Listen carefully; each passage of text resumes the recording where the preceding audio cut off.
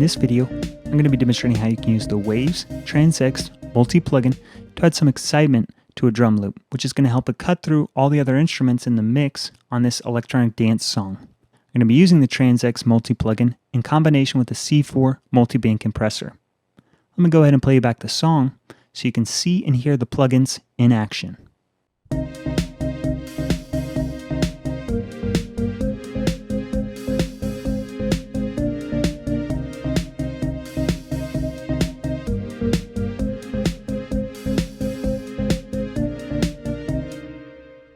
Next, let me go ahead and play back this part again, and this time I'm going to bypass the plugins part of the way through and then bring them back in again so you can really focus on hearing what the plugins are doing to process the drums.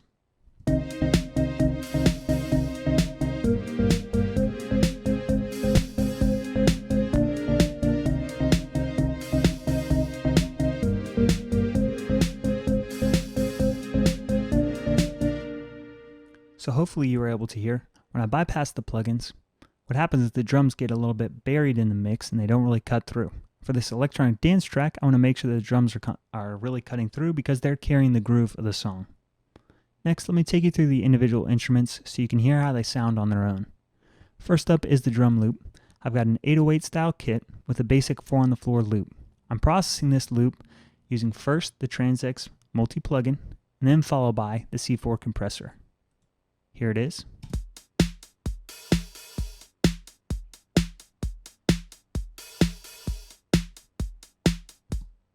Next up is my first synthesizer. I'm using Waves Element as a virtual instrument. I'm using a preset which can be found under Polysynths called No Sleep.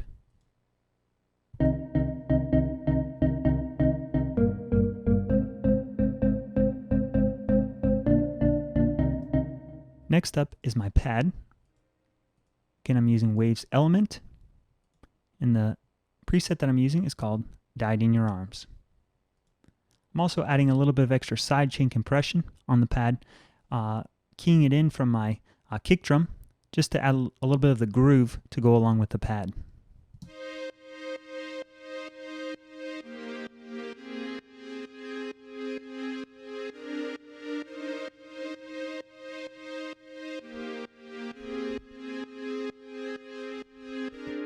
Now, let me get into how I'm processing the drums.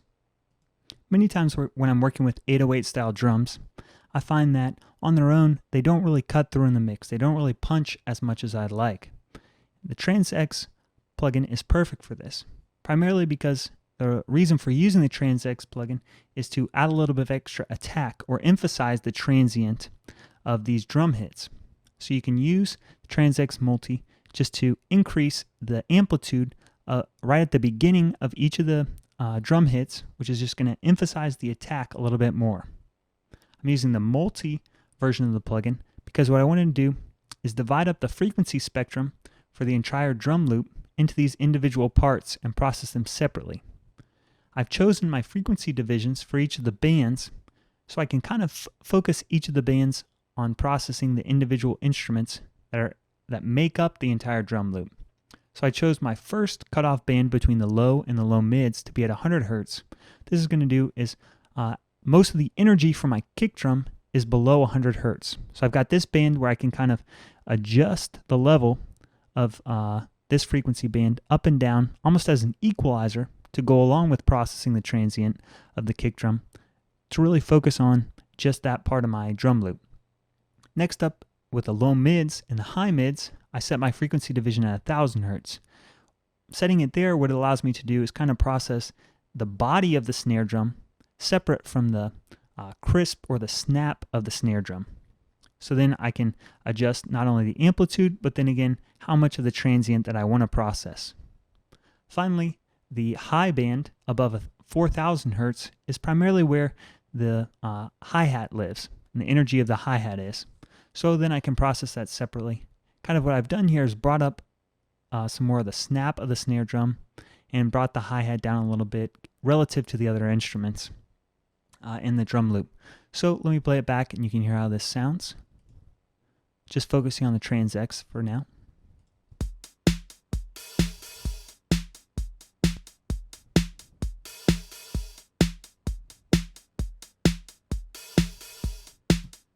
So I'm doing two things. I am emphasizing the transient, but I'm also changing the relative amplitude of each of these frequency bands, almost like you would with an equalizer. Next up is the C4 multiband compressor. I've chosen the same frequency divisions because the frequency actually filters between these two plugins, the Trans-X and the C4 compressor, are identical. You don't have to worry about issues of phasing and things like that going on. What I'm really using the C4 compressor to do is just add a little bit of extra glue or control over the sustain of the individual frequency bands. So again, if you think of this as most of my kick drum energy, kind of the body of my snare drum and the snap of the snare drum and the hi-hat, what I'm trying to do is just glue some of those parts together, but then at the same time, just bring down the sustain or the tail. If here I'm trying to emphasize the attack, here what I'm trying to do with the C4 compressor is just bring down very subtly the tail. And that's what I've got going on here. So I'll show you this one.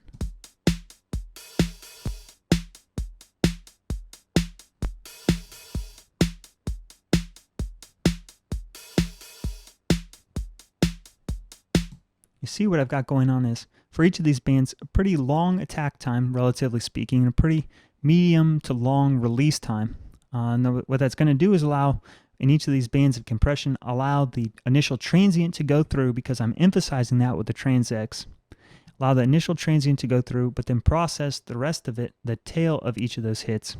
I'm using a hard knee on the compressor because as soon as I want the compressor to kick in, I want it to initially, drop the level pretty quickly to bring down the levels of the sustain. So when I put this in the context of the mix again, hopefully you have a better idea about what's going on.